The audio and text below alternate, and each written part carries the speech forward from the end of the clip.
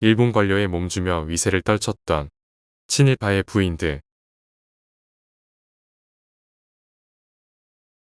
을사오적을 비롯해 정미칠적, 경술국적 등 나라를 팔아먹고 일본의 자기를 받아 떵떵거렸던 친일파들은 잘 알려져 있는데 오늘은 그 부인들은 어땠는지 알아보겠습니다. 1905년 부군이 기울면서 상류계급의 부인들도 시류에 아부하는 부류와 저항하는 부류로 양분되기 시작했는데 어느 날 부인들 8명이 모여 우국부인회를 결성하고 합심을 다졌습니다. 우국부인회는 광복에 투신한 유동열, 김응선 등 군 출신 부인들이 주축이 된 나라 걱정 모임인데 여기에 자극받았는지 뒤이어 친일부인회인 한국부인회가 일본 공사관의 배후 조종으로 결성됩니다. 총재의 귀족인 완평군 이승은 부인을 추대하고 의장이 역시 귀족이어 을사오적 가운데 하나인 법부 대신 이지용 부인, 부의장의 국내 대신 민영철 부인, 간사의 역시 귀족인 이재극 부인, 외부 대신 이하영 부인이 되었습니다. 평의원의 을사오적인 이근택과 박재순 부인, 고영희, 민병석, 한성판윤 박예병 등 친일파 부인들과 일본 외교관 부인 셋도 이 친일 부인회에 끼었습니다. 이지용은 경술국치가 있기까지 10년 동안 정계에 거무리며 나라를 일본에 넘기는 일에 정치적으로 크게 기여한 인물로 이완용의 버금하는 매국노인데 1904년에 외부대 신서리로 한일의 정서에 조인했습니다. 1905년에 내부대 신으로 을사조약 조인에 서명해 을사오적신의 한 사람으로 지목되어 그의 집이 누군가에 의해 방어되기도 했으나 만국 후에는 일본 정부로부터 백작의 자귀를 받았습니다. 을신연스럽다라는 말의 어원이 을사년에서 비롯되었다고 하는데 아무튼 이지용은 을신연스럽고 쓸쓸한 왕조의 나길에 나라를 팔아먹은 적신의 중심적인 위치에 섰었던 인물이었습니다. 1907년 이지용, 민용기, 권중현 등이 도일하기 위해 부산에 도착하자 부산의 백성들이 길을 막고 폭동을 일으켰다. 그들은 일본 병사들의 호의를 받고서야 겨우 죽음을 면할 수 있었다. 매처냐로 당시 백성들 사이에 그에 대한 적대감이 얼마나 컸는가는 이런 황현의 매처냐록을 통해서도 잘 알 수가 있는데 일본 관료들의 몸을 주며 위세를 떨쳤던 부인들을 소개합니다. 하세가와 요시미치 등과 대놓고 통정을 한 이홍경. 1900년대 초반까지 우리나라 기혼 여성 대부분은 공식적인 이름이 없었는데 결혼을 하면 출신 마을을 따서 무슨 대 혹은 아이 이름을 따라 누구 엄마로 불리는 것이 통례였습니다. 그나마 상류층에서는 친정 성씨를 따라 박씨 부인, 김씨 부인 등으로 지칭되곤 했는데 매처냐록에 따르면 을사오적인 이지용의 아내가 일본 사교계에 진출하면서 스스로 이홍경이란 이름을 사용한 것이 시초라고 합니다. 그녀는 신여성으로 영어와 일어에 능통했으며 외모가 수려했는데 원래 홍씨였지만 성이 두 글자인 일본식 이름으로 짓기 위해 자기 성 앞에 남편 성인 이를 넣고 자신을 정승급 벼슬을 하는 사람으로 높여 경이라 한 것입니다.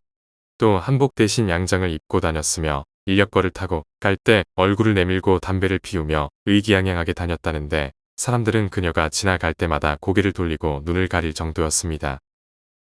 이홍경은 1906년 조선에 파견된 일본 관료, 대한제국 고위 관료 아내들과 함께 부인회를 조직해 활동하기도 했는데 이지용 못지않게 그의 아내 이홍경 역시 매국녀였습니다. 그녀는 미모에다 일어와 영어에 능통했으며 항상 모자를 쓰고 다녔는데 이홍경에 관한 가십거리라면 당시의 일본 고급 관리들과의 섹스 스캔들을 빼놓을 수 없어 매처냐록은 이렇게 적고 있습니다. 이지용 부인인 이홍경은 일본 공사관의 침략정책 수행에 실무 서기관들과의 밀통으로 소문나 있었다. 맨 처음 하기하라와 통하더니 이어 군이와케와 통하고 후에는 조선 주둔군 사령관 하세가와도 통하자 하기하라가 분통을 터뜨려 복수를 했다는 이야기가 나돌았다. 오랜만에 만나 애정 표시로 악수 전문 곧 키스를 하자 하기하라가 입속에 들어온 이홍경의 혀끝을 깨물어뜨렸다는 것이다. 이것이 소문이나 당시 한성에는 누군가가 지은 작설가가 유행하기까지 했다. 일본말뿐 아니라 영어도 구사하는 이홍경은 양복 차림으로 이지용과 항상 손을 잡고 나들이하고 인력거를 타고서 담배 연기를 뿜는 맹렬 여성으로 무척 지탄을 받았다. 이홍경은 부인회 활동을 통해 알게 된 일본 공사관원 하기와라 슈이치, 군이와케 쇼타로와 드러내놓고 연애를 했으며 대중 앞에서 이들과 공개 키스를 하기도 했습니다. 심지어 당시 주한 일본 군사령관으로 권력의 중심에 있던 하세가와 요시미치와는 통정 관계까지 맺었는데 그녀가 하세가와와 특별한 관계라는 소문이 온 나라에 가득했습니다. 그러나 그녀는 물론 남편 이지용까지 풍문에 전혀 개의치 않고 이들을 통한 자신들 이득을 따지는 데만 골몰했는데 이처럼 대한제국 말기에 권력자들의 일탈과 매국 행위는 일반인의 상상을 초월합니다. 그녀와 먼저 정을 통한 사람이 하기와라 슈이치인데 또 다른 일본인인 하세가와 요시미치와도 붙어버린 사실을 안 하기와라 슈이치가 질투에 눈이 뒤집혀 자신의 입속에 들어온 이홍경의 혀를 깨물어 버렸습니다. 그녀는 항의도 못하고 통증을 참아야 하는 수모를 당하는데 이 무렵에 도성 사람들은 작설가라는 노래를 지어 그녀를 조롱했고 누군가 이홍경과 일본인의 정사장면에 그림을 팔아 수입을 올렸다고 합니다. 이지용이 홍경과 더불어 찍은 대형 사진을 자기 집 마룻방에 걸어놓고 있었는데 두 사람이 출타하면 종들이 막대기로 홍경의 국부를 찌르며 외혈이라고 히히닥거렸다는데 이처럼 나라도 몸도 판 대신 부인이었습니다. 하세가와 요시미치와 통정한 민영철의 부인 유씨. 을사조약에 반대해 벼슬을 내놓은 한규설의 참정 대신 벼슬을 계승한 민영철의 재치 부인 유씨도 이홍경에 못지 않았는데 생김새가 유염해 조선군 사령관 하세가와 대장과도 통했다고 합니다. 남편 민영철이 상해 출장 중에 외관과 북한산 승방을 무시로 출입해 가문을 망치고 예의지국을 먹칠했으며 국격을 훼손했는데 나라까지 판다며 지탄을 받았습니다. 이것은 당시 친일 고관 부인들이 일본 고위층과 친분 관계를 맺고 위세를 떨쳤던 행태를 보여주는 사례인데 민영철은 1885년 과거에 급제한 뒤 한성부 좌우윤, 예조 참판, 군부 대신 등을 역임한 관료입니다. 민영철은 친일 행위를 통해 막대한 부를 쌓았으며 그의 후손들은 이를 기반으로 토지 반환 소송을 벌이기도 했는데 하세가와 요시미치는 일본 제국의 군인이자 정치인입니다. 이토 히로부미 초대 총리가 초대 한국 통감으로 부임하기 전까지 통감직을 한 달간 대리하고 일본 제국 육군 원수를 거쳐 제2대 조선 총독을 지냈는데 1919년 3.1 운동을 강경 진압해 많은 비판을 받았습니다.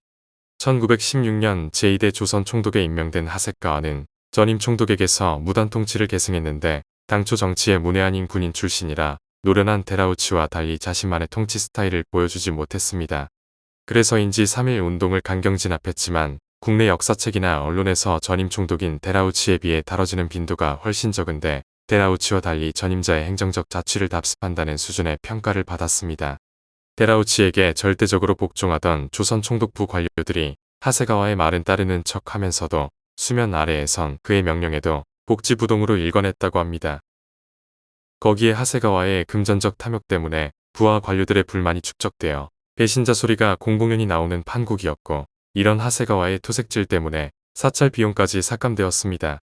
그래서 하세가와 시절엔 일제의 무단 통치가 아닌 기묘한 상황이 연출되는데 사실 하세가와 본인이 싫다는 것을 데라우치가 조선을 조슈 군보르의 다른 자들에게 줄 수 없다며 억지로 앉힌 것이었습니다. 매국의 부부 합심을 한 친일 부인들.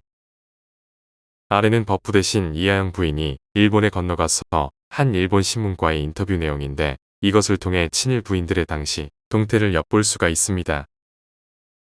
경성의 상류사회 부인들은 일본 부인들을 가정교사로 들여 문명교육을 받기를 앞다투어한다. 그중 학부 대신 이완용 부인이 교재술도 능하여 제1유로 앞장서 나간다. 매국의 부부 합심을 한 것인데 친일 반민족 행위자이자 조선귀족이었던 이하영의 부인은 성만 최씨로 알려져 있고 이름은 공개되지 않았으며 1915년 일왕주기 기념 대례식에 이하영과 함께 참석해 기념장을 받았습니다. 1919년 여성기업가 모임인 친일부인회 회원으로 활동한 사실이 기록되어 있으며 친일부인회 회원들은 경쟁적으로 일본 헤어스타일로 머리를 바꾸었다고 합니다. 또한 일본 옷 하오리를 입고 일본인 행세를 하며 공마단을 구경 다닌다고 신문에 빈축을 사기도 했는데 민충전공의 순절로 도처에서 소복한 여인들의 곡소리가 끊이지 않았을 때 이런 매국 행위가 자행되었던 것입니다. 이홍경과 대조적인 여인, 산홍. 한편 나라의 운명이 경각에 달려있을 무렵에 이홍경과 산홍이란 두 여인이 보여준 대조적인 처신은 역사의 교훈을 남기고 있는데 두 여인 사이에 놓인 인물은 이지용입니다.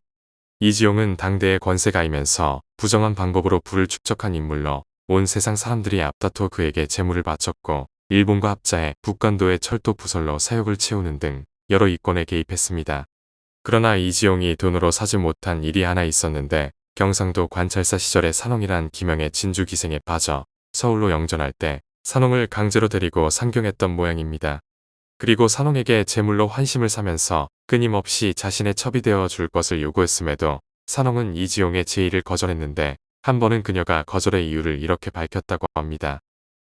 세상 사람들이 대감을 가리켜 을사년 오적의 우두머리라고 일컫는데 제가 비록 천한 기생이기는 하지만 어찌 억적에서 첩이 되겠사오리까?